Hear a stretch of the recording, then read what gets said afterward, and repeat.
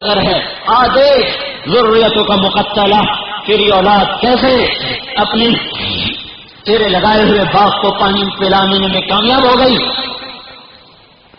تیری فصل کو بہار میں بدل گئی، آج ان کے لاشوں پہ ہوائیں مٹی ڈال رہی ہیں۔ اللہ تعالیٰ نے ان ظالموں کے ہاتھ میں ان کا دفن مقدر ہی نہیں کیا، یہ نیکی ان کے مقدر میں کیسے جا سکتی تھی، یہ سعادت ان کے ہاتھ میں کیسے لکھی جا سکتی تھی، وہ ان کو ایسے ہی چھوڑ کے لوٹ گئے۔ بنو اسد آئے، انہوں نے آ کر ایک ایک کو دفن کیا، جنازے پڑھے، دفن کیا۔ عمر ابن سعد کو پتہ چلا تو ان کو دفن کر دیا گیا، قبریں بنائی، اس کے اوپر پانی چھوڑ دیا، 40 دن پانی اوپر کھڑا رہا، 40 دن قبروں کے نشان مٹ گئے۔ پھر بنو اسد کا ایک بدو آیا، جب پانی خشک ہو گیا تو بنو اسد کا ایک بدو آیا اور اس نے آ کر مٹی کو اٹھا اٹھا کے سونگنا شروع کیا، کربلا کی مٹی کو سونگتا گیا، ایک جگہ پہنچ کر اس کی چیخ نکلی، کہا ہائے یہ ہے حسین کا مہکتا ہوا باغ، یہ ہے اس کی قبر جس کے روئیں سے خوشبو پھوٹ رہی تھی، یہ ہے حسین کی قبر۔ اس نے خوشبو سے پہچانا۔ اللہ پہ مرنے والے بھی کبھی مرا کرتے ہیں، حکومتوں پہ مرنے، یزید مر گیا، ابن زیاد مر گیا، تخت لے کر بھی مر گیا، مال لے کر بھی مر گیا، شمر مر گیا، اور یہ اللہ کے نام پر مر کر بھی جی اٹھے۔ 1424 سال ہو گئے ہیں، آنسو تھمنے کا نام نہیں لیتے، غم رکنے کا نام نہیں لیتا۔ لیکن میرے بھائیو، کسی کو فرصت ہو اپنی تاریخ پڑھنے کی، انہیں تو ڈائجسٹ پڑھنے سے فرصت نہیں ہے، پڑھا کرو اپنے بڑوں کی تاریخ، کس طرح اس باغ کو پانی دے کر گئے، کیسے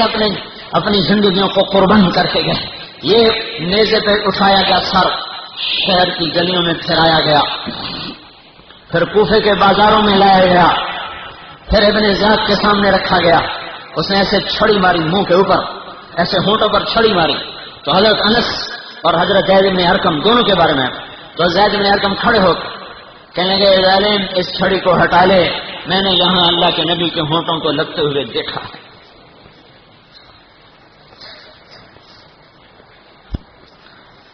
پھر ابھی کچھ سفر باقی تھا تو یہ سارا قافلہ دمشق پہنچایا گیا، پھر یزید کے سامنے سر رکھا گیا، پھر یزید نے چھڑی ماری منہ پر تو ابو برزہ اسلمی بیٹھے تھے، انہوں نے ارشاد فرمایا یہ چھڑی ہٹا لے یہاں سے، میں نے ان ہونٹوں پر اللہ کے نبی کے ہونٹوں کو لگتے ہوئے دیکھا۔ ابن زیاد کہنے لگا ایسا حسن کبھی نہیں دیکھا، کٹا ہوا سر، سوئی ہوئی آنکھیں، ابن زیاد پکار اٹھا ایسا حسن کبھی نہیں دیکھا، ایسا حسن کبھی نہیں دیکھا، سر کہیں جا رہا، دھڑ کہیں جا رہا، لاشیں کہیں بکھر گئے، اولاد کیسے کٹ پٹ گئی، یہ پیغام دے کر گئی۔ میں قصے کی تفصیل میں نے آپ کو مختصر سنایا ہے، کیونکہ میں قصہ نہیں سنانا چاہتا تھا، میں تو قصے میں جو پیغام ہے وہ سنانا چاہتا تھا کہ یہ قصہ پیغام کیا دیتا ہے، یہ کہانی کیا سناتا ہے، یہ درس کیا دیتا ہے، یہ کیا تفسیر کرتا ہے کہ صرف 10 دن کے لیے حسین کے ہر خطیب اس کے قصے سنائے اور اس کے بعد اس کی یاد کو دفن کر دے، پھر بازار میں ناپ تول بھی کمی ہو، پھر بازار میں جھوٹ بھی چلے، سود بھی چلے، جوا بھی چلے، انعامی بانڈ بھی چلے، ناچ گانے کی کیسٹیں بھی فروخت ہوں، فلموں کی کیسٹیں بھی فروخت ہوں، اور سارے کا سارا ظلم و ستم کا بازار بھی گرم ہو۔ کیا یہ پیغام اس لیے تھا؟ نہیں میرے بھائیو، صرف یہ ایک اللہ کے واسطے میری سنو، یہ پیغام ہے، یہ سبق ہے کہ اللہ کو راضی کرتے ہوئے ہم کسی سمجھوتے کے قائل نہیں ہیں۔ جان مانگے گا دے دیں گے، اولاد مانگے گا، ہمارے بیٹے کوئی علی سے زیادہ، کوئی عباس سے زیادہ، کوئی عبداللہ سے زیادہ، کوئی حسن سے، کوئی قاسم سے زیادہ عزیز ہیں، ان کے مقدس وجود۔ کیا ہوا؟ حضرت ابن عباس نے خواب دیکھا کہ حضور صلی اللہ علیہ وسلم خواب میں تشریف لائے، رنگ اڑا ہوا، مٹی پڑی ہوئی، ہاتھ میں بوتل، اس میں خون ہے۔ آپ نے کہا عرض کی یا رسول اللہ خیریت تو ہے، کیا ماجرا ہے؟ آپ نے فرمایا، آنکھوں میں آنسو تھے، آپ نے فرمایا حسین کا قتل دیکھ کے آ رہا ہوں، اور یہ بوتل ہے جس میں حسین کا، اس کی اولاد کا اور اس کے ساتھیوں کا خون ہے، میں قیامت کے دن خود مدعی بن کے پیش ہوں گا۔ ہاں آج پتہ چلے گا حکومت کا کیا بھاؤ ہے، اب خراسان کی گورنری کی کیا قیمت ہے، کوفے کے تخت کی کیا قیمت ہے۔ جب اللہ کا نبی مدعی بن کے آئے گا، ایک ہاتھ میں قاسم کو پکڑا ہوگا، ایک طرف سے معصوم عبداللہ کو انگلی میں پکڑا ہوگا، دائیں طرف سے ابو بکر لٹکا ہوگا، اور ادھر عون ہوگا، ادھر عبداللہ ہوگا، ادھر عباس ہوگا، ادھر حسین ہوگا، ادھر یزید ہوگا، اور اس کا لشکر ہوگا، ابن زیاد ہوگا۔ آج کوئی بچ کے جائے گا کہاں؟ یہ کیا پیغام ہے؟ ظالم کے ساتھی نہ بنو، ظلم نہ کرو، نافرمانی نہ کرو چاہے جان چلی جائے۔ ایک وکیل جب قاتل کا کیس لے لیتا ہے، تیار ہو جائے قیامت کے دن ان لوگوں کے ساتھ کھڑا ہونے کے لیے۔ ایک وکیل جب ظالم اور زمین دبانے والے اور کھلے عام کسی کی بیٹی کی عزت کو تار تار کر دینے والے کا کیس لے لیتا ہے، زمین دبا لی، کہتا ہے میری زمین میری بچواؤ، قتل کر کے آ رہا ہے، کہتا ہے میرا قتل بچواؤ، وہ کہتا ہے 1 لاکھ لوں گا، نکال کے پار کر دوں گا، وہ کہتا ہے جتنا مرضی لے لو۔ کیا خیال ہے یہ وکیل ابن زیاد کے ساتھ نہیں کھڑا ہوگا قیامت کے دن؟ میرے بھائیوں، میں ایک مثال دے رہا ہوں۔ آج سارا طبقہ ظلم سے بھرا ہوا ہے۔ ظالم نہ بنو، جو یہ گانے کی کیسٹیں بیچ رہے اور ننگی فلموں کے اشتہار لگا کے بیٹھے ہوئے اور ساری نسل کو گمراہ کر کے گھر میں پیسے لے جا رہے، اور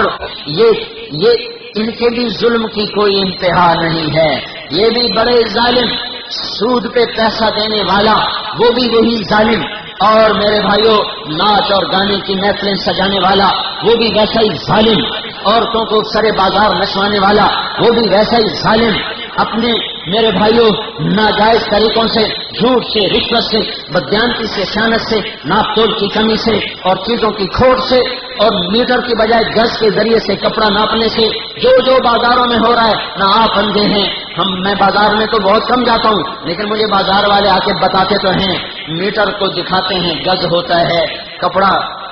فیصلہ آباد کا ہوتا ہے، مہر کراچی کی ہوتی ہے،